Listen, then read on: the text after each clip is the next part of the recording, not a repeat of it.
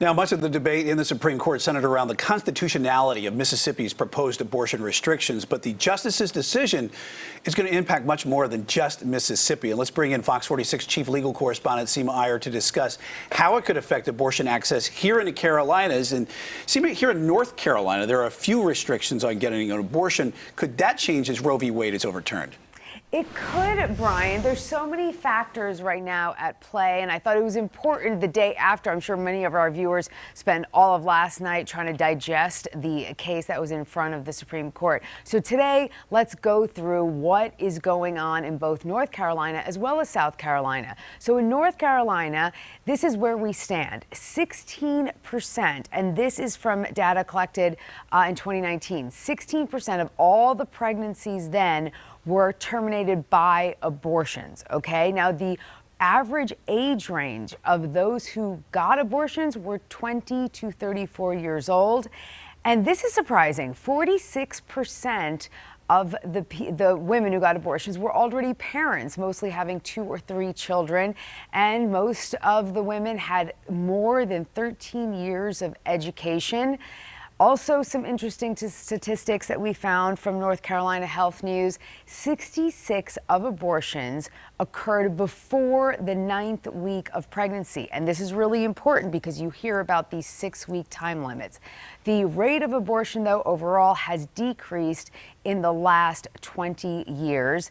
And one other point I want to make, this is really important. There is currently, as we sit here now, a heartbeat bill similar to South Carolina's heartbeat bill sitting in North Carolina's Congress. Now, let's look at the access, okay? This is a map of North Carolina. Currently, there are only 15 clinics that are offering some form of abortion services. Those counties are Wake, Mecklenburg, Orange, Durham, Guilford, Buncombe, Cumberland, Forsyth, and New Hanover. And I believe you can see that on this map. Also, I want our viewers to look at the map because then you'll understand how hard it is if you live far away from one of the counties that has a clinic to get to that clinic. You know, I've only been in North Carolina for about a year, and sometimes when I go on a story, I'm driving for hours. So imagine if your health is at stake and you have to go through that, guys. Yeah, and that's all those are in the major metropolitan areas here, the Triad, the Triangle, yeah, Charlotte, Mecklenburg has Wilmington. the most, actually. Sure, yeah. And then, you know, we were talking about really the core issue of this whole case here is depending on when a fetus is alive or when it is terminated, and that's the fetal heartbeat bill. South Carolina, the opposite of North Carolina, in that the governor practically wants complete abortion ban in the form of what's known as the heartbeat bill. Where does that stand if Roe v. Wade is overturned? Okay, so South Carolina, as we speak now, currently has had the lowest number of abortions in the last 4 years. And this is data that South Carolina DHEC has collected as of 2020. Now, when you just talked about the heartbeat bill, in the abortions that have occurred have been at 6 weeks or less viability. That's more than half, okay? Now, that 7 to 13 week period, that's been 49.3%, but only one abortion in the last 3 years has been 24 or more weeks. Now, remember, 24 is that Roe versus Wade time span, right? Roe versus Wade says 24 weeks.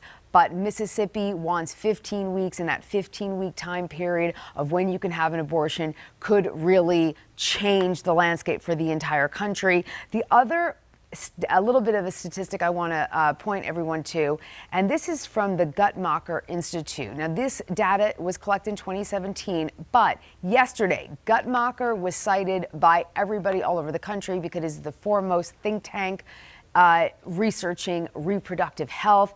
And what they're telling us is that 93% of South Carolina counties had no clinics that provided abortions. 71% of South Carolina women lived in those counties.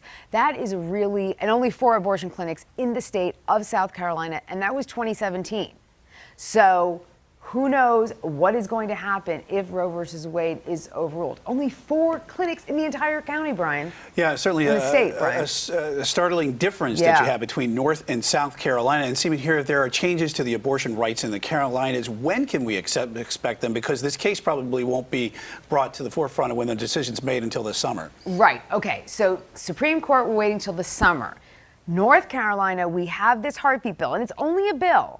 I feel like I'm doing that commercial that we grew up with, but it's only a bill, but it's been sitting there since February. So we have that. We have to keep our eyes on what's happening with that bill in North Carolina. And with South Carolina, the case, the heartbeat bill litigation, what is before, it's on the Court of Appeals docket right now. It was supposed to be heard next week. It is now scheduled for the week of January 25th. That could also be continued depending on what's happening with the Supreme Court. Guys. All right, certainly a lot to digest that's going to happen over the next few months. And yeah, I know that song very well. I'm just a bill sitting on Capitol Wait, Hill. did you? Okay, Yeah. Alicia, sing it. Sing it with us, I'm Alicia. just a bill sitting on Capitol Hill. I'm only I'll a bill. remember it as a kid. Thank you so much.